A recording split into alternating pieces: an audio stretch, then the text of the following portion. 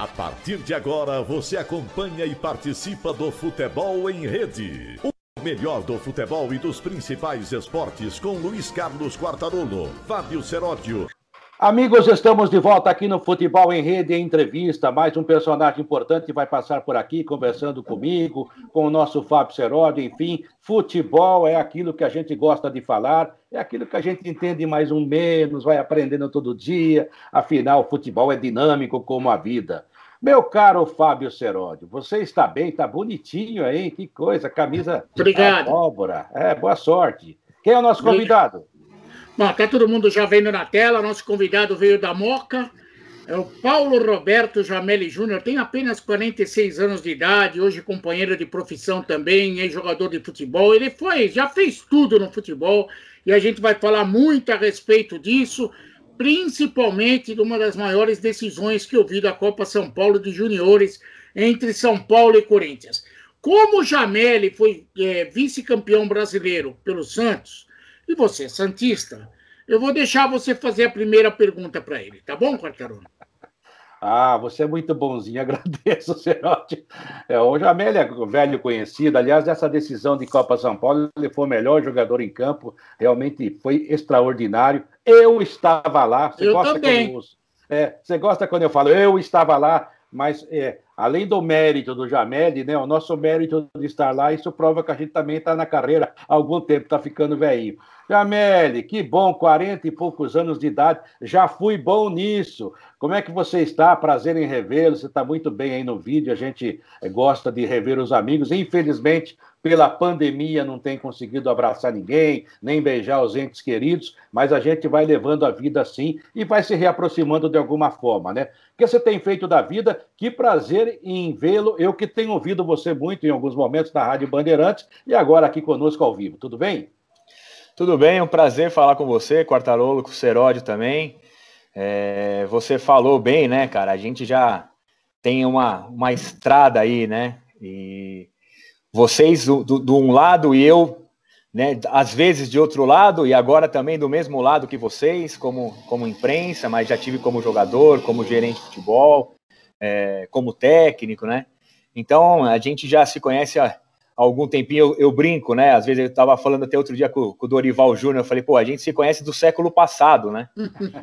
Então, já a história é longa. E eu também estava aquele dia lá no Pacaembu, né? Óbvio. Jamelli, eu nunca vi, pelo menos eu não me lembro, de um jogador só ter feito 3 gols numa decisão de Copa São Paulo. Aliás, você, aquele dia, eu acho que foi o dia mais sensacional da tua carreira, se bem que você também tem conquistas importantes e passagens muito importantes ao longo da sua história. Aquele dia marcou demais para você. Eu queria que você falasse um pouco de São Paulo e Corinthians. Você jogou nos dois, foi campeão, inclusive, de Libertadores da América com o São Paulo. Quero que você fale um pouquinho, relembre um pouquinho aquela decisão de Copa São Paulo, Jamelli.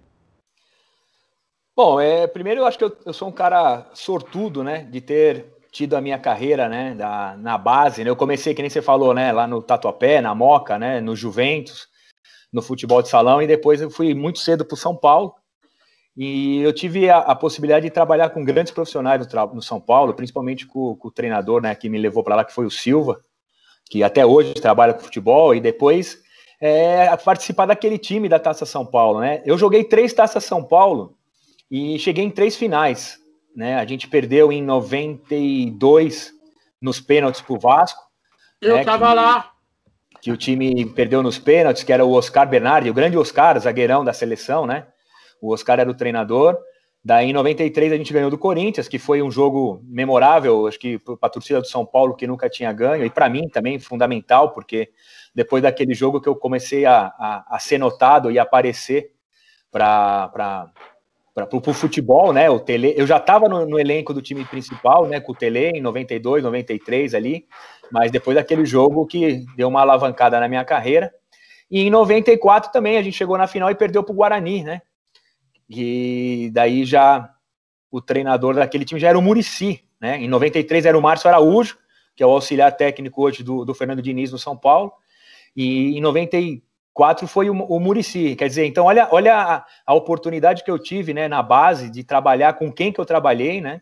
e numa época que o São Paulo ganhava tudo, numa época que o São Paulo era uma referência em gestão, em categoria de base, o time profissional também, né, com o time titular que tinha Raí, Miller, Cafu, Zete, Toninho Cerezo, Leonardo e o grande comandante, né, que era o Tele Santana. Então, eu tive sorte de participar disso e de aprender muito como jogador e como adolescente, né, quase adulto, e depois como homem também, né, porque ali não eram só bons jogadores, não, ali eram exemplos de homens ali, que para mim foi muito bom. Ô Jameli, você falando dessas Copas que você disputou, as finais, que você ganhou contra o Corinthians, foi um negócio memorável. A sua carreira é muito bonita, você fez uma carreira muito bonita, depois em outros times também. Mas ainda sobre a Copa São Paulo, que é uma coisa que era a abertura do calendário do futebol, era a Copa São Paulo. Nesse ano, por causa da pandemia, até justificado, não vamos ter a Copa São Paulo. Mas, de repente, perdeu aquele glamour, incharam demais, tem muito time de empresário, ou seja, tem time que não escala jogadores importantes justamente para não perder para empresário, para outro time. Quer dizer, nós perdemos aquele elan, ou seja, aquele negócio de mostrar o jogador nessa grande vitrine que o futebol paulista tinha para todo o Brasil? Eu acho que sim, eu acho que sempre foi falado, né, que a Taça São Paulo era o vestibular da bola, né, que você tinha que passar pela Taça São Paulo para chegar no profissional, os campeonatos de aspirante que tinha em São Paulo antigamente, agora está voltando com a CBF, esses campeonatos sub-23, sub-20, eu acho que tem que ter, mas a Taça São Paulo sempre foi a seleção dos melhores times, né, e eram menos competidores. Hoje eu acho que é uma necessidade que eu acho que a federação tem também, tem que ter esses times de empresário, eu não vou falar que é um mal necessário, porque eu acho que não é um mal, mas é necessário ter esses times, é necessário também abrir, né, para os times de fora de São Paulo, né, hoje você vê que vem pouco time estrangeiro, vem muito time dentro do Brasil, mas de várias regiões longe, né, daqui de São Paulo, então eu acho que cresceu sim, eu acho que a Taça São Paulo poderia ser de um formato diferente, mas é muito complicado. Esse ano não conta, né? Porque eu acho que a federação acertou de não fazer, porque eu mesmo já participei de Taça São Paulo, que eu fiquei fora de São Paulo, e a gente fica em escola, então dorme todo mundo na mesma classe, colchonete no chão. Imagina isso hoje com a pandemia, né? É impensável. Então acho que a federação acertou nesse ponto de cancelar a Taça São Paulo, mas que poderia fazer excepcionalmente esse ano aí, depois da vacina, faz em julho, faz em setembro, sei lá. Mas eu acho que perdeu um pouco esse significado. E também a idade, né? Hoje você vê um menino com 15, 16 anos, já tem empresário, já está com o contrato assinado. Uma das funções que eu tenho hoje, eu sou o scout e o representante, vamos dizer, do Olympique de Marseille na América do Sul, e na MLS, né, nos Estados Unidos. Então, hoje você vai ver um jogo de um menino sub-17, quando você vai tentar tirar informação, já tem um pré-contrato com o Chelsea, com o Milan, com não sei o que e tal. Então, a idade também interfere muito, né? Eu joguei a Taça São Paulo com 19 anos, 18 anos. Hoje os meninos estão jogando com 16, 17, já está tudo já encaminhado, né? Verdade. Agora, Jameli, você jogou no São Paulo, no Santos, no Corinthians, no Atlético Mineiro, teve passagem na Espanha, no Japão. A maior frustração da sua vida foi Márcio Rezende de Freitas? Cara, eu não vou falar que foi frustração, mas foi a maior sensação de impotência e de não poder fazer nada, porque... E é engraçado, cara, hoje a gente fala isso, isso foi em 95, né, já fazem 25 anos, cara. No jogo, eu não percebi o que era.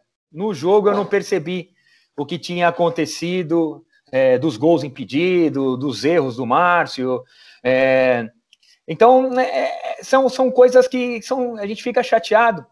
Mas eu até hoje, cara, de verdade, de coração aberto, até hoje eu acho que ele não fez de má intenção, de sacanagem. Eu acho que ele foi muito mal, ele errou muito, ele foi um pouco prepotente também de assumir a responsabilidade para ele, quando o Bandeira tinha dado o impedimento.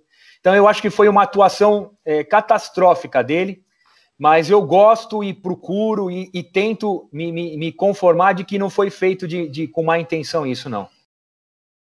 Realmente marcou, né, a história do Santos. Eu sou santista, como disse o Fábio Cerotti, estava no Pacaembu naquele dia, você também estava, Jamel, mas era muito complicado, né, porque realmente o Bandeira era muito jovem. Eu também não vou dizer que ele é desonesto, mas depois teve aquele problema do Tinga com o Corinthians, o Fábio Costa, que é um negócio que é incompreensível até hoje, né? Além de não dar o pênalti, ele ainda expulsou o Tinga. Quer dizer, ele tem umas coisas da carreira dele que a gente não consegue entender. De qualquer maneira, é melhor acreditar que realmente ele foi incompetente nesses lances do que achar que havia algo mais. Você jogou na Espanha, no Saragossa, no Almeria, né? Que eram times médios, né? Eu ouvi você dando uma entrevista uma vez dizendo o seguinte: lá a gente tinha que jogar e já sabia o seguinte, ó, não podemos cair, temos que tentar aí vamos dizer, hoje em dia seria uma Liga Europa, Champions, então seria um negócio fantástico. Já saía com esse programa do início da temporada, ou seja, o título desses times era buscar esse tipo de classificação. O futebol brasileiro, por muito tempo, Jamel, ficou assim: campeão é bom, o resto não presta. Aí, quando começaram a valer as classificações para a Libertadores, para a Sul-Americana, as pessoas começaram a valorizar mais o trabalho, mesmo de quem não é campeão. Não estou dizendo que nós estamos num caminho como já está na Europa, mas realmente aqui falta esse tipo de programação ou de projeção das equipes, porque parece que todo mundo é obrigado a ser campeão e só um é campeão, né? Não, é verdade. Você vê a Série A, né? São 20 times, só um ganha. Quer dizer que os outros 19 fizeram mal feito? Eu acho que não. Eu acho que quem fez mal feito foram os 4 que caíram. Agora os outros brigaram para ser campeão, mas se não conseguiu ser campeão, é que nem você comentou, lá no Zaragoza, eu peguei uma época do Zaragoza que o Zaragoza era uma força, tirando, né, Real Madrid e Barcelona, e talvez o Atlético de Madrid e o Valência na época, que eram assim, era uma briga ali para ficar entre os 10 primeiros, porque se você tinha o Villarreal, tinha La Coruña, tinha Atlético de Bilbao, Real Sociedad, nós, né, o Zaragoza, o Espanhol de Barcelona, e eram times fortes, né? Só que a gente tinha etapas. Quando fazia a reunião do time, eu acho que aí é a diferença, né? O primeiro que o time tinha um dono, né? O presidente do time era o dono, o Afonso Solans, que ficou muito tempo comigo, eu fiquei quase 10 anos lá, né? Foram 8 anos e ele chegava pra gente, reunia com os jogadores, comissão técnica, falou: olha, a gente tem que fazer 44 pontos, 43 pontos para não cair. Esse é o nosso primeiro objetivo. Vocês vão ter um prêmio por isso. Depois, se a gente ficar, era a Copa da UEFA na época, né, que é a Liga Europa agora. Se a gente conseguir ficar, acho que dependendo do resultado, de Champions, não sei o quê, de terceiro a oitavo, a gente pega a Liga Europa. Vocês vão ter um prêmio por isso também, porque é o nosso segundo objetivo. Terceiro objetivo é a gente chegar e classificar para a Champions League, que foi um ano que aconteceu lá com o Zaragoza. A gente é o terceiro objetivo. E o quarto objetivo é ser campeão. Então, ele tinha claro, né, as metas que a gente tinha que cumprir, né? O que o Zaragoza ia ser campeão? Pode acontecer, cara. O time era bom, podia chegar. A gente chegou um ano a brigar até a última rodada para ser campeão, né? E foi engraçado porque o Real Madrid estava jogando e era o La Coruña e a gente estava brigando para ser campeão na última rodada. E com os resultados, com 25 minutos do primeiro tempo, nessa última rodada a gente era campeão. Porque a gente estava ganhando, o Real Madrid estava empatando e o La Coruña perdendo. Mas depois mudou tudo, a gente ficou em terceiro. Mas essa programação, essa gestão que o brasileiro não está acostumado, cara. Se você chegar no Corinthians, chegar no Palmeiras, chegar no São Paulo, no Santos, no Flamengo e falar assim, ó, esse ano a nossa primeira meta é não cair, a segunda meta é ficar para a Sul-Americana, a terceira é Libertadores e a quarta meta é ser campeão, o presidente já começa a ter os muros pichados, o treinador já é mandado embora antes de começar o campeonato. E não importa, que nem eu vejo uma situação hoje que nem o Corinthians. O Corinthians hoje tem temas financeiros, tem problemas de estrutura, então tem que ser falado para a imprensa, tem que ser falado para o torcedor, tem que ser claro, falar, olha, a gente não tem condição de fazer um super time, a gente quer ser campeão, a gente vai tentar fazer um time equilibrado, um time que talvez não jogue do jeito que a gente quer, um time que não tenha estrelas. O Corinthians tem que entrar para ser campeão em qualquer campeonato, mas cara, a nossa prioridade agora é pagar as dívidas e acertar o clube. Essa tem que ser a mensagem pro torcedor, porque daí o torcedor também vai entender, falar assim, pô, esse ano aqui vai ser um ano de vaca magra, cara, mas a gente tá dando um passinho pro lado para depois dar 3 para frente. Mas se você fala isso hoje, cara, pelo amor de Deus, né? Primeiro que você é criticado, vão falar que você é incompetente, que você não tem nada, que você tem que buscar naming rights mais caro, tem que vender jogador da base com 15 anos por 20 milhões de euros. Você tem que se virar para fazer um time bom, né? Agora, Jameli, eu não estava lá, como Quartarolo, mas eu quero que você tire duas dúvidas aqui. Você, na Espanha, chegou a ganhar uma Copa. E que história é essa de marcar o Zidane? Não, a gente já no Zaragoza, a gente teve vários anos muito bons, né? O nosso time só tinha jogador de seleção, era a seleção paraguaia, argentina, colombiana, russa, iugoslava. O nosso time era muito bom, né? E a gente ganhou em 2000, o ano 2000, a gente ganhou uma Copa do Rei, né? Eu até fiz um gol na final, a gente ganhou de 3-1 do Celta. Na final, a gente eliminou, acho que o Barcelona na semifinal e tal. E eu fiz um gol de pênalti na final, nós ganhamos de 3-1. E o Zaragoza sempre chegava, cara. Eu cheguei a jogar 3, 4 anos Copa da UEFA, teve esse ano da Champions League, que era uma regra diferente, né? A gente ficou em terceiro, cara, e a gente não foi para a Champions League porque foi o ano que jogou Valência e Real Madrid.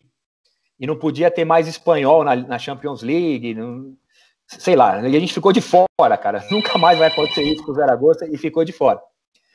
E a história do Zidane, né? Porque naquela época não tinha, né? O que tem agora. Eu cheguei no Zaragoza em 97 para 98 e as transmissões para o Brasil só era de jogos importantes, né? O Zaragoza aparecia na televisão para o Brasil quando jogava contra o Barcelona ou contra o Real Madrid. Não aparecia o jogo, o Zaragoza, Oviedo, Zaragoza La Coruña, não aparecia, né? E eu falava pro meu pai, falava pro meu irmão, no Brasil, até para os ex-jogadores, eu falava, pô, nós vamos jogar contra os Galácticos, né, no Bernabéu, e, pô, eu como atacante do time, eu vou ter que jogar de volante para marcar o Zidane, porque o nosso time vai jogar todo mundo atrás e só um na frente e vamos ver o que dá. Era a nossa tática, né, porque, pô, jogar contra o Real Madrid de Roberto Carlos, de Figo, Ronaldo, Cacilhas, Raul, Zidane, Beckham, aí, ó, já falei, o time dos caras não é mole, né? Não. Daí eu brincava com meu pai e falava, fica vendo que eu vou dar uma chegada no Zidane, vou dar uma levantada no Zidane, daí vai aparecer eu em close, porque eu vou estar tomando cartão amarelo, vai ser a hora que vocês vão me ver aí no Brasil, porque se eu não fizer um gol e não tomar um cartão amarelo, um cartão vermelho, alguma coisa, vocês não vão me ver, porque só vai mostrar os caras do Real Madrid, não vai mostrar o Zaragozinha aí, né? Aí daí a gente teve alguns jogos, a gente ganhou de 5-1 do Real Madrid no Real Madrid, saímos aplaudido pela torcida do Real Madrid uma vez. Teve um outro ano que a gente ganhou de 2-1, eu fiz um gol também, a gente foi aplaudido, foi muito legal. E daí acabava o jogo, né? Meu pai me ligava, eu ligava pro meu pai, eu falava com alguém aqui do Brasil, eu falava, pô, você não deu uma porrada no Zidane? Você não deu uma chegada no Zidane para tomar o cartão amarelo, né? E era sempre a mesma resposta, eu não achava o cara, não dava. Tava a fazer falta nele, mas quando eu chegava perto, a bola já não tava, O cara é sensacional, cara, um jogador incrível. Para mim, foi o jogador mais impressionante que eu tive que jogar contra, foi o Zidane. Ele tem uma coisa, né, que não é da sua época, né? Quando alguém fala assim, poxa, o Ademir da Guia jogou muito, eu falo assim, você viu o Zidane jogar? Havia, até bem pouco tempo. Então, o Ademir era mais ou menos isso aí. O Falcão tinha muito do Zidane, ou o Zidane tinha muito do Falcão. É o falso lento, né, Jamel? Você achava que ia chegar, quando chegava já não estava mais, né? Mas é mesmo, ele parece ser lento, né? Você vê, ele é um cara lento de movimentos, assim, até, ele não é um cara rápido. Se eu pudesse apostar a corrida com ele, eu ganhava dele. Mas o problema é que eu não apostava a corrida com ele, cara. Ele dominava com a perna esquerda e jogava com a direita. Daí, quando eu dava o bote nele com a direita, ele vinha para a esquerda e girava para o lado. Ele nunca... Se você prestar atenção no Zidane, ele nunca domina a bola parado. Ele sempre domina a bola já em movimento para um lado ou para o outro. Então, ele não dá essa chance para o marcador chegar nele, porque o marcador já tem que já mudar de direção na hora que ele domina. E fora as vezes que ele dá de primeira, né? Fora as vezes que... E às vezes ele nem dá de primeira, ele abre a perna, ele dá para cá, ele deixa a bola passar. É demais, cara. Agora, Jameli, uma dica, eu já sei que passou da hora, mas se você tivesse falado alguma coisa da irmã do Zidane, você ia aparecer na televisão. É verdade. Eu devia ter dado uma consultoria com o Materazzi lá, para ver o que eu tinha que falar, né, Agora, eu queria fazer alguns desafios para você. Eu não estou de brincadeira, você conhece a gente há tanto tempo. Primeiro que você jogou na seleção brasileira e você fez 3 gols na seleção, que eu lembre. Essa é a parte fácil do desafio. Mais do que um monte de gente que vai hoje e continua indo. Lógico, mas essa é a primeira fase, a parte fácil do desafio. Quero que você fale contra quem foram esses gols. E depois, uma parte mais difícil. Você jogou no Japão duas vezes, 2 times no Japão. Você, por favor, dê a escalação dos 2 times em japonês. Cara, eu não posso brincar, cara. Pô, e ó, eu vou te falar, essa parte fácil aí que você falou, eu não sei, cara. Eu acho que foi um gol contra a Croácia. Eu acho que foi um gol contra Honduras na Copa de Ouro. E pode ser que foi um gol contra El Salvador. Eu não sei se foi isso mesmo, esses 3 gols aí que eu fiz com a seleção principal, porque foi uma época que a seleção sub-23, que era a seleção que estava se preparando para a Olimpíada de Atlanta, jogava como a seleção principal. Né? Então tem muita discussão se os jogos valeram para a seleção pré-olímpica ou valeu para a seleção principal e tal. Eu acho que um que eu lembro bem foi um gol contra o Peru que eu fiz, um gol de chaleira. Isso foi um eu ia gol lembrar você. O gol mais bonito que eu fiz na minha vida pela seleção, né? Foi um gol que acho que foi o Sávio, ou o Juninho Paulista, o Beto, não lembro quem foi que cruzou a bola da esquerda, eu dei de chaleira, foi um golaço.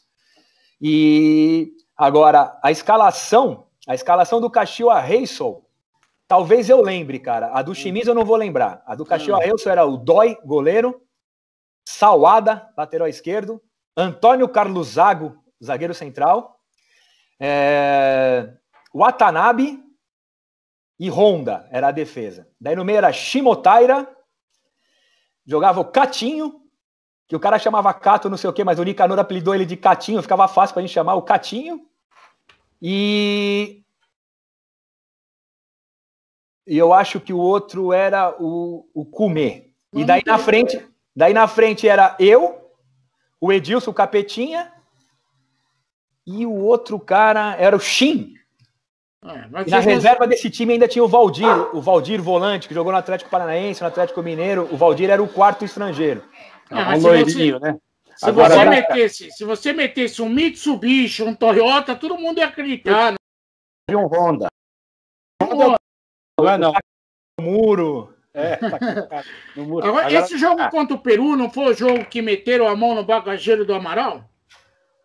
Não lembro. Eu não lembro. É que o Amaral pode ser, né?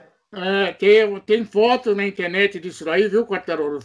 Aliás, quando o cara põe a mão na zona, digamos assim, mais sensível do Amaral, como aquele Amaral do Palmeiras, aparece a foto do Jameli com um olhão desse tamanho assim atrás. Ó. Foi aí que começou. Foi aí que começou.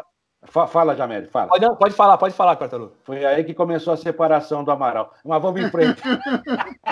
Então, essa do Amaral aí, eu não lembro muito bem. Essa aqui que pegaram aí na zona do Agrião do Amaral, não sei aí. Mas teve um jogo aí, isso é verdade, cara, e até hoje a gente quando se encontra, a gente lembra. Nessa Copa de Ouro aí, quem jogou nos Estados Unidos, teve um jogo, não lembro contra quem foi, o Amaral sobe de cabeça. Eu acho que foi contra os Estados Unidos. Foi a semifinal, eu acho. E o Amaral sobe de cabeça com aquele cara grandão, aquele Lalas, lembra que tinha uma barbona? Zagueiro. Eu acho que foi... Daí eles batem cabeça a cabeça, e o Amaral cai no chão. Na hora que o Amaral cai no chão, os jogadores dos Estados Unidos começam a gritar com o árbitro e pedir pro médico entrar rápido, porque o Amaral tava com o olho torto. Só que daí, o Amaral, imagina a cena, no meio do jogo, no calor dele, tava chovendo, eu acho, o Amaral tentando explicar pros americanos e pro juiz em inglês que o olho dele era daquele jeito, tava tudo bem. Foi demais, cara. Essa aí, o Amaral contando essa história aí, você rola de rir, cara. Baiás. Você sabe que o Amaral foi jogar um torneio Ramon de Carranza, ele estava na Espanha, em 93, e aí antes do jogo do Palmeiras, veio um repórter e perguntou assim, é verdade que o Amaral era coveiro no Brasil? Lá eles falam enterrador, né? Enterrador no Brasil? Falei, é verdade, trabalhava no cemitério, lá né, alguma coisa assim, ele na verdade fala que não era, ele só vestia, né? Mas ele era... Aí, rapaz, na hora do jogo, o narrador ficou entusiasmado com essa informação e cada vez que recebia a bola, o Amaral, ele falava, este é Amaral, enterrador de Palmeiras. Este é Amaral, enterrador de Palmeiras. Aí, quando a gente voltou pro hotel, estava passando a reprise, não era como hoje, com, né, o celular, uma beleza. Estava passando a reprise do jogo numa tela enorme que ficava no hall do hotel. Aí começaram a ouvir, o cara falava assim, este Amaral, é enterrador de Palmeiras. Daí o Amaral, o que é isso? O cara tá falando que você enterrou o time, só isso, mas tudo bem. Coitado. Não, o Amaral tem histórias demais. E eu tava nesse aí, cara, eu lembro disso aí. O São Paulo jogou com o Palmeiras. Isso, eu tava nesse lá. campeonato. Eu tava lá também. Não é só no Pacaembu que a gente tava junto. Luxemburgo. O Tele e o Vanderlei se discutiram. Foi um jogo que eu acho que com 15 minutos do primeiro tempo expulsaram o Dinho e o Ronaldão do São Paulo, e nós ficamos com 2 a menos o jogo todo, e eu fiz o gol com 30 segundos desse jogo. E daí a gente foi aguentando, aí no final aquele timaço do Palmeiras ganhou da gente, mas eu lembro da discussão do Tele com o Luxemburgo no hotel depois e tudo. Não tenho culpa. A culpa foi dele, viu? Jameli, foi ele que colocou o negócio é o seguinte, aquilo foi jornalismo puro, vi um lado e o outro. O Jameli, e sabe que naquele jogo o juiz prejudicou São Paulo terrivelmente, e inclusive expulsou um monte de jogador que estava no banco, por pouco o Tele não tinha time para jogar no dia seguinte, que acho que era contra o Cádiz, que ficaram Atlético Mineiro e Palmeiras, e São Paulo, aliás, e Palmeiras foi para a final, né? E o Atlético Mineiro do Jair Pereira era o outro time que participava do quadrangular. Foi um negócio muito legal. Mas o árbitro prejudicou demais o São Paulo. Agora, sobre esse gol que você fez contra a Croácia, tem um amigo meu, e não é o Fábio Seródio, não preciso falar nome, que outro dia falou assim para mim, poxa vida, eu acho que eu vou tentar sair com a Sofia Loren. Falei assim, peraí, amigo, ela já tem 80 anos. Falei, não, mas eu vou falar para todo mundo que sair com ela, mas não precisa falar que foi agora, os caras vão pensar que foi no grande momento dela. Então, quando eu falar do gol contra a Croácia, você fala assim, eu fiz um gol no time vice-campeão do mundo. Não precisa falar quando foi. É verdade, tudo é como você coloca na história, né, cara? Posso colocar o Jameli em mais uma situação legal? Olha lá. Jameli, é o seguinte, você é um jogador, vi nascer, o Quartarolo viu nascer, você tinha predicados técnicos. É bom jogador mesmo.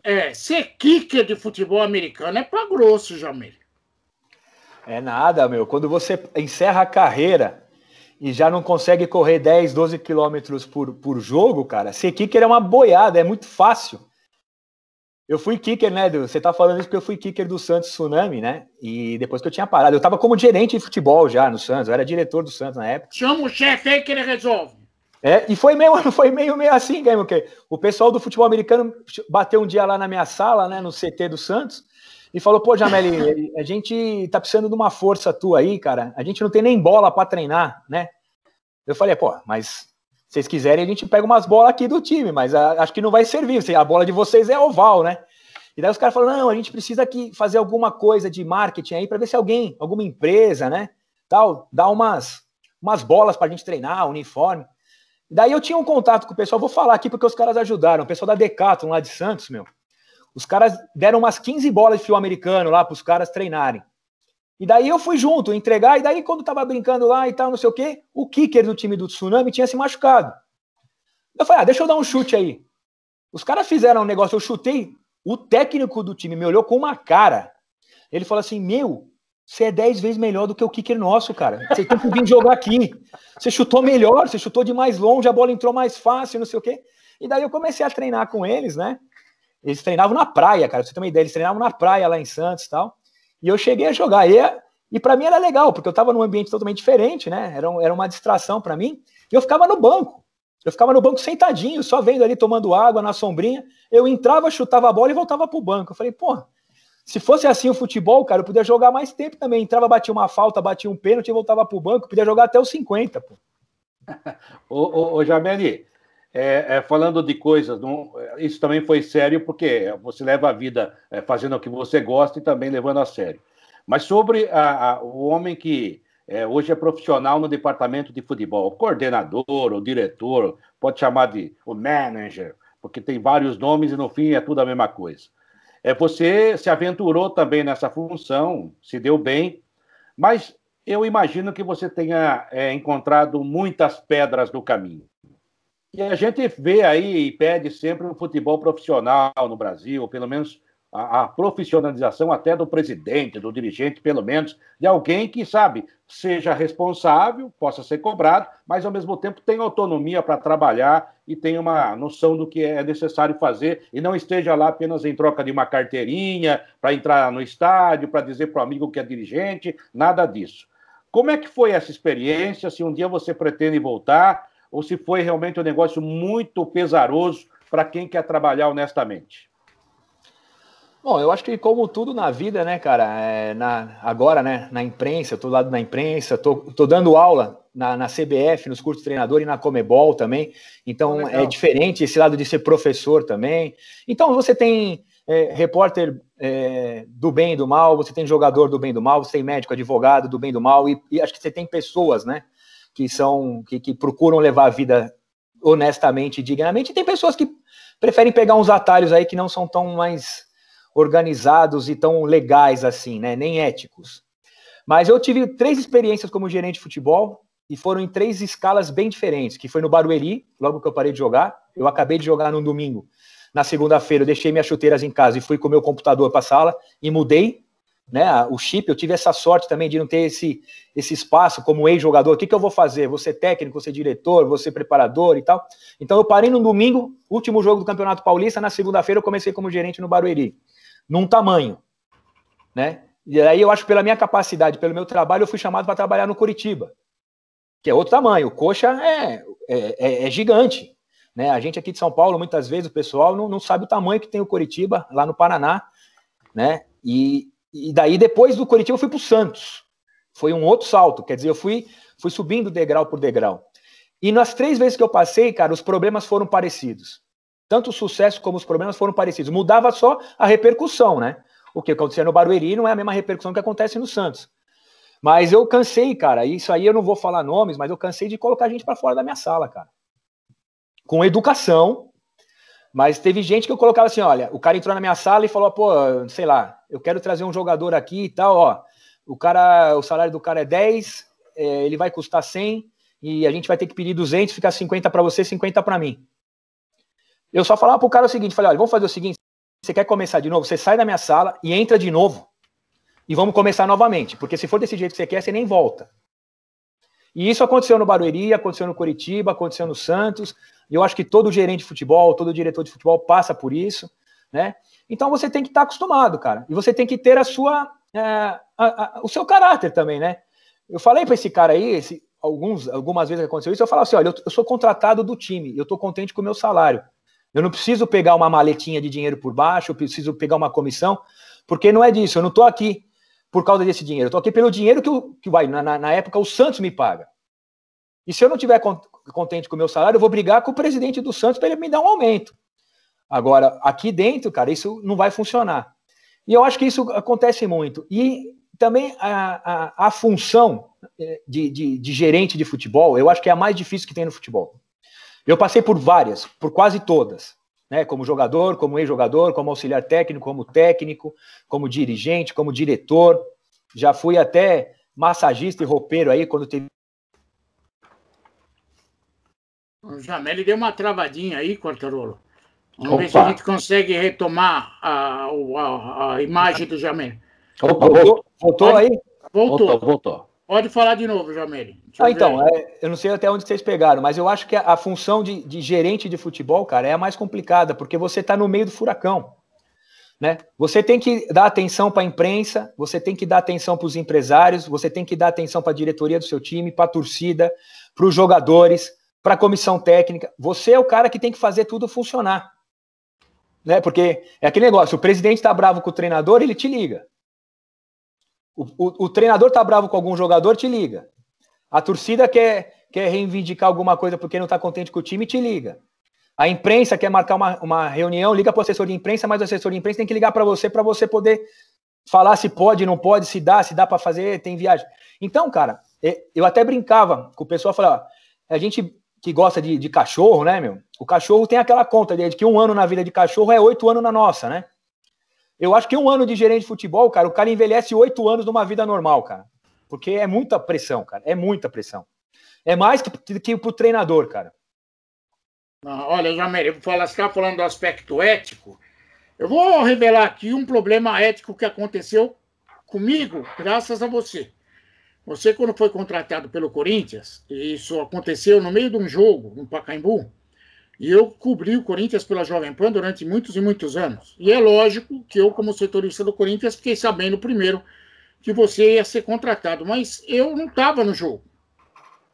E aí eu peguei e falei, olha, vai acontecer uma contratação amanhã, ou no máximo hoje de noite. E a pessoa que estava no jogo falou, escuta aqui, pô, fala aí, quem é? Você já sabe quem é a contratação? Eu até sabia que era você. Não, por quê? Não, ainda não aconteceu, tá para acontecer. Não, mas é que é o quê? Você tem que falar para mim, eu que tô no jogo, você acha que o Corinthians é teu? Senão vai lá e fala com o dono da rádio e fala que você quer ficar no meu lugar. Eu tive que engolir essa, né? Até porque não era a minha função falar com o dono da rádio para ficar no lugar de ninguém. Eu estava apenas cumprindo a minha função. Mas isso aí acontece, o Jamel. Nesses problemas éticos vem, às vezes, aonde você menos espera. São coisas que acontecem no mundo, como gerente de futebol, como repórter, como jogador. Isso todos os segmentos têm, né? Isso acontece demais. Mas, entre todas as coisas que você passou na tua carreira, na tua vida... Uma que eu não consigo entender é você ser socorrista de Fórmula 1. Essa daí não dá. Não, você se meteu nessa? Eu sou Marshall, não é socorrista, meu. Vamos deixar um negócio mais chique, cara. Marshall. Como que é Marshall? Marshall, Esse ano eu não fui porque não teve, né? E eu só faltei nos últimos 10 anos em Interlagos. Eu só não fui porque eu tava com uma operação no joelho, eu não pude trabalhar, mas eu sou Marshall em Interlagos faz mais de 10 anos, e agora teve esse acidente, né, do Grosjean aí, foi impactante e tudo.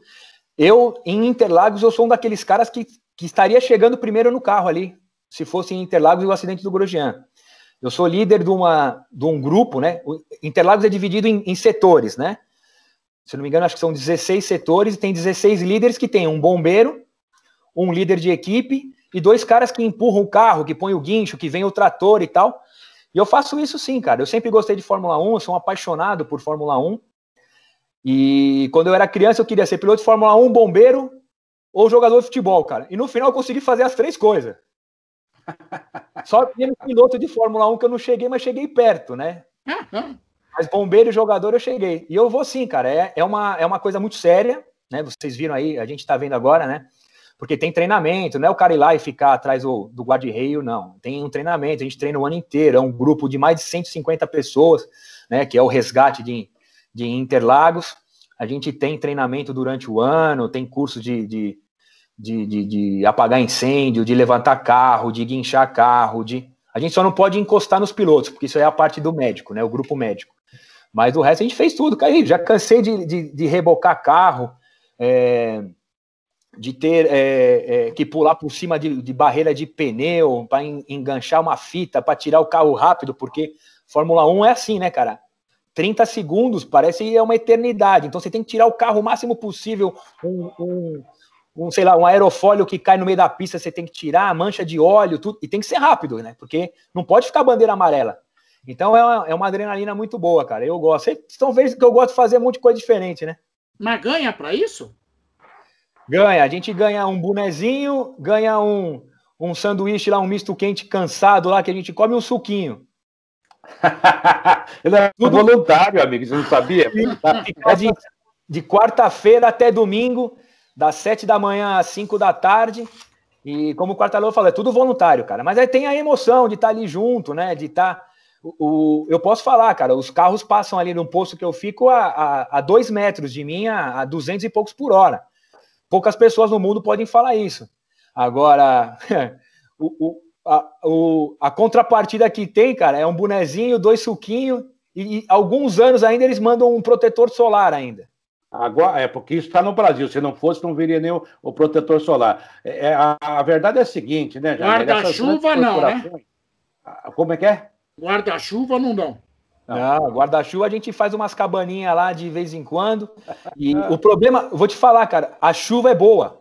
O problema é o sol, cara. Imagina o sol, que normalmente é em novembro, né? A corrida em Interlagos, cara. O sol em novembro, quando pega pra pegar ali, e Interlagos, depende de onde você tá, o posto que você tá, cara, é no meio do nada. Não tem nada, nem pra você se proteger, cara. Então é melhor a chuva do que o sol.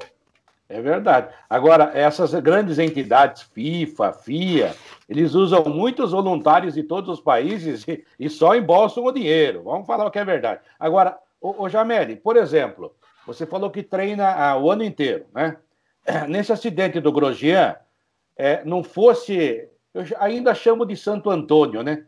Mas é um negócio que colocaram no carro lá, que todo mundo criticou, e que hoje todo mundo vê que tem funcionalidade, né? Que evitou da cabeça dele ser decepada. Porque ele arrebentou com o guardrail. E não é que o guardrail era muito fraco. A verdade é que a pancada foi forte demais. Você já passou por uma situação dessa? Em Interlagos eu não me lembro de um acidente tão pavoroso, né? Mas, enfim, igual, pelo menos que lembrou? Não, esse do Grosjean aí, se não fosse o halo, né? O halo é aquele, Isso. tipo, o chinelo havaiana ali, que tem na frente do carro ali. Se não fosse o halo, ele teria morrido com certeza. Com certeza. Porque é aquilo que salvou ele. E eu já peguei pancada forte até com o Grosjean. Uma vez, ele bateu na nossa frente, a gente teve que rebocar o carro dele. Teve uma vez também que teve um outro piloto, acho que foi o Raikkonen também, que bateu forte na nossa frente, a gente teve que socorrer, mas não tão grave como esse. Foi que destruiu o carro inteiro. Porque assim, na Fórmula 1, o mais seguro da Fórmula 1 é o piloto. Porque qualquer acidente que tem, ele tem a cápsula de sobrevivência, ele tem toda a regra, tudo que é feito é para a segurança do piloto, né? Então você vê, claro, às vezes tem, a gente já viu, uma das maiores traumas da vida, não só minha, mas dos brasileiros, foi a morte do Senna, alguns pilotos que morreram na pista, mas a segurança está cada vez maior e os acidentes com pilotos cada vez mais difíceis de acontecer. Mas a tecnologia na Fórmula 1 é impressionante, cara, é impressionante. E a gente, como Marshall, né, a gente tem que ter muito cuidado, porque a gente está exposto, né? Porque a gente está atrás da barreira de pneu, atrás do guarda-reio, mas quando a gente vai socorrer, a gente está de frente, a gente está com a cara aberta. Então a gente só pode atuar quando o comissário de prova, né, e o nosso líder, o nosso chefe fala que a gente pode, porque ele está vendo. Tem 1000 câmeras, sabe? O cara consegue ver tudo. Então ele fala, ó, pode ir agora atuar, pode entrar na pista. Sai da pista que está vindo o carro, sai da pista que está vindo o safety car. Então, tem rádio, né? A gente fala com rádio todo o tempo e tudo. Então, a gente fica exposto. Não é uma coisa, uma brincadeira de só passar o tempo e estar ali curtindo, ver os carrinhos passar perto da gente, não. E é um currículo importante, né? Acho parabéns mesmo. Olha, e eu estava vendo esse negócio do acidente do Grosjean. Aliás, você falou ele teve acidente aqui, ele tem acidente em tudo quanto é lugar, né? Porque ele gosta de acidente. Ele é nosso freguês. Não precisava exagerar. Eu lembrei do Graham Hill, que é o piloto inglês, que foi campeão também, morreu, inclusive, no acidente de avião e não na pista, né? Ele dizia, perguntaram para ele, como é que é pilotar um Fórmula 1? Na época, menos segurança que hoje. Eu falei, é mais ou menos você fumar um charuto dentro de uma banheira de gasolina. É fácil. Na época dele, esses caras aí na época dele, do Graham Hill, do Brabham, mesmo do Fittipaldi e talvez um pouco do Piquet, esses caras aí são heróis, cara, porque eles pilotavam ali em cima de uma bomba, né, meu? Olha, Jameli, você é uma pessoa competente no futebol, passou por tanta coisa, agora até na Fórmula 1, você falou que está dando aula na CBF, na Comebol. A carreira de técnico de futebol, como foi? Eu tive 3 experiências, né? Eu fui treinador do Marcílio Dias, né? Lá em Santa Catarina. E fui treinador do Independente de Limeira, aqui em São Paulo. E fui treinador do Mauaense também, né?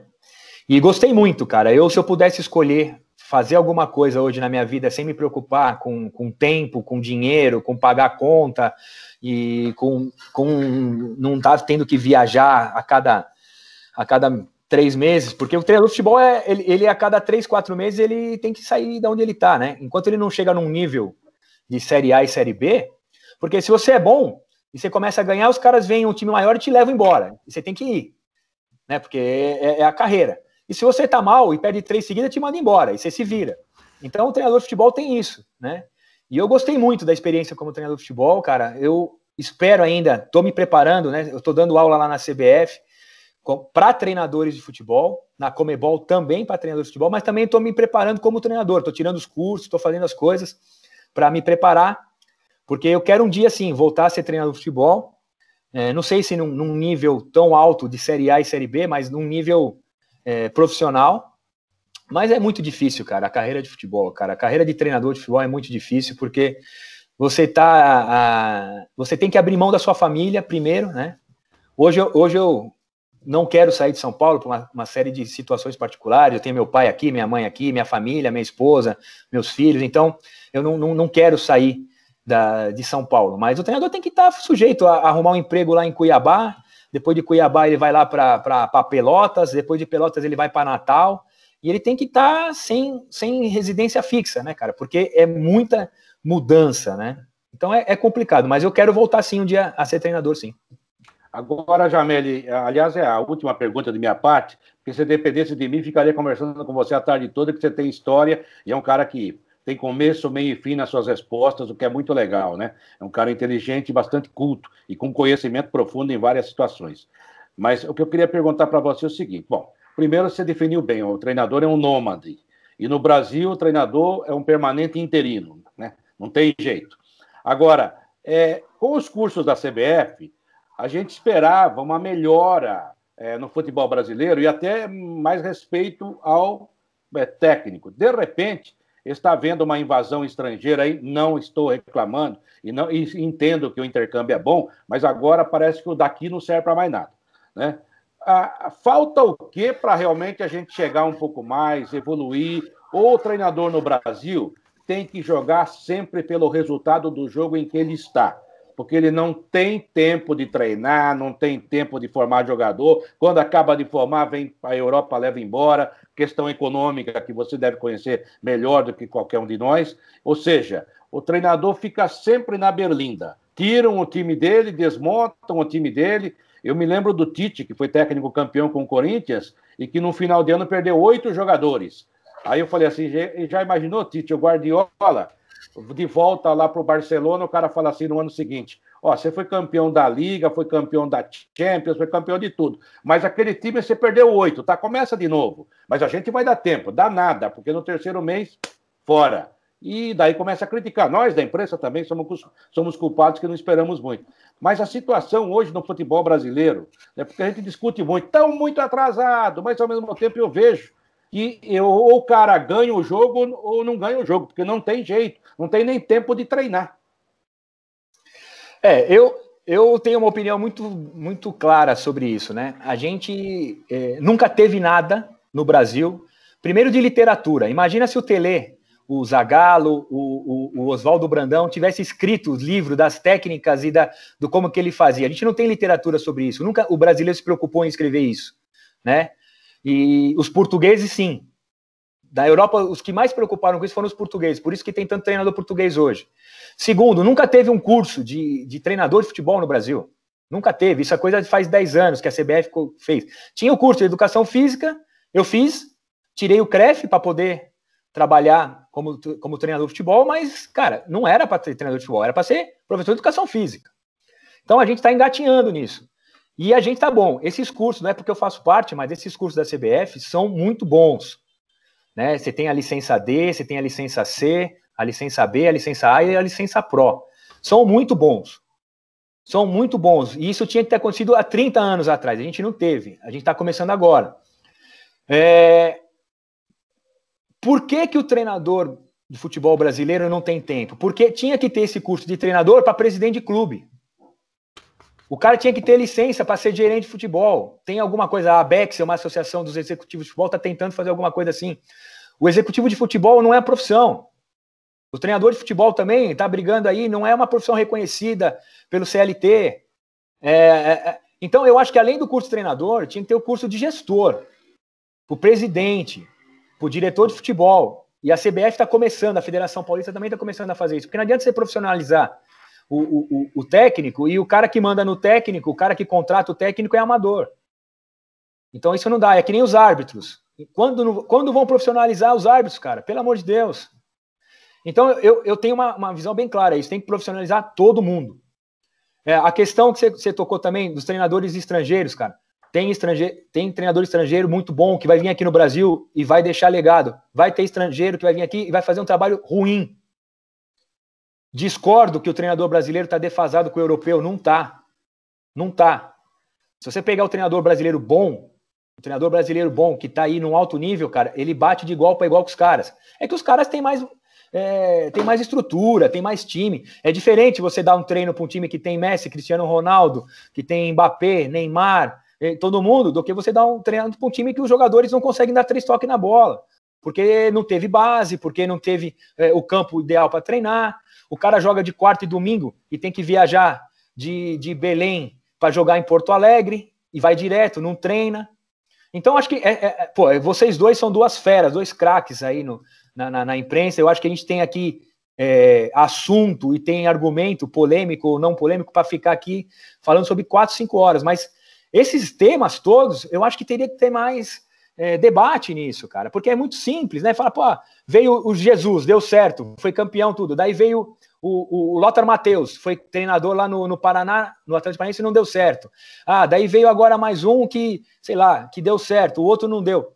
Não é que deu certo porque o cara é português, porque o cara é catalão, porque o cara é espanhol, porque o cara é inglês. Não, deu certo porque o cara é bom ou é ruim, cara. E também deu certo porque o que ele tinha na mão, né? Você trouxer o Guardiola para dirigir, por exemplo, a Mauaense, com todo respeito, ele não vai transformar a Mauaense em campeã do mundo. As coisas são... o caminho do trabalho é muito simples. Tem que ter alguma coisa para render algum resultado. Se não tem nada, não adianta fazer milagre. Ou ter tempo para isso, né, Serol? E outra coisa, você falou a respeito de literatura, Jamel, eu, graças à nossa profissão, a gente também pôde rodar o mundo. Eu fui para a Europa, fui para a Espanha, para Portugal, por exemplo, entrava numa livraria, vou olhar livro de futebol, encontrava, por exemplo, só do Messi, 15 livros. Aqui tem do Pelé, que é o maior jogador da história do futebol mundial, você encontra 4, 5 livros. Nem aqui a gente fala que o Brasil é o país do futebol, mas a cultura futebolística no Brasil é desse tamaninho. Tem muita gente que fala, não sabe nem o que fala. Agora Jamel, até para encerrar também da minha parte, você é uma pessoa esclarecida e eu tô doido para te perguntar isso. Hoje temos uma novidade no futebol, que é o VAR. O VAR veio aí, muita gente aplaude, eu também acho que a tecnologia é bem-vinda, no entanto, o VAR não está na mão do treinador, o VAR não está na mão do futebol, o VAR está na mão do árbitro e de quem apita o jogo, ou seja...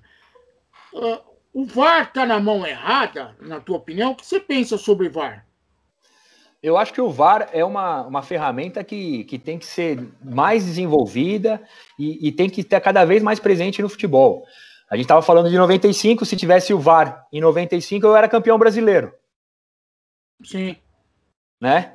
Mas se o VAR fosse corporativo, como a gente tem visto por aí, também não ia ser campeão brasileiro, viu, meu amigo? Não, mas não ia ter jeito. Esse de 95, se tivesse VAR, não ia ter jeito. Ia ter que botar uma bomba ali e não tinha jeito. Mas eu vejo assim, que o VAR tem algumas coisas que tem que ser melhoradas, né? A gente já está melhorando. Né? Primeiro, a velocidade de tomada de decisão.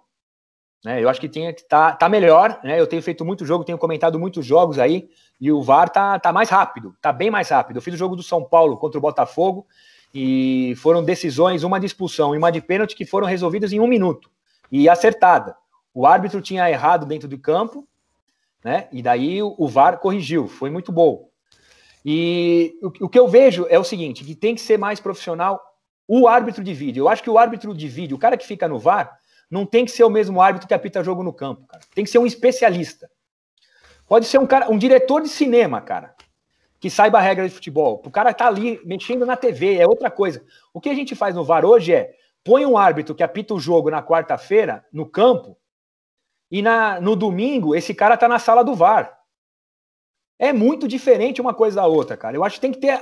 Não tem o árbitro que é auxiliar, não tem o árbitro que é quarto árbitro, tem que ter um árbitro específico pro VAR. E esse cara do VAR não vai nunca apitar um jogo no campo. É diferente. Então eu acho que isso são coisas que vão se aprimorando. Agora, a questão do VAR, eu vejo que muitas vezes tem muito mimimi, muita reclamação e tal. Que acontece, vai ter erro do VAR, mesmo com o árbitro, com o VAR, pode acontecer, cara. Tem lance que é por 1 centímetro, é interpretação e tal, mas que diminuiu os erros e diminuiu tudo em 95%, cara. Eu acho que isso aí, contra a estatística, a gente não pode ficar polemizando. Mas no Brasil, o Brasil tem cada coisa, é um país maravilhoso, mas a gente também esculhamba algumas coisas, né? No Brasil, até o VAR tem defeito humano, né? Então é complicado. Era para ser totalmente digital, mas aquele dedinho ali... Agora gostei dessa sua sugestão, viu?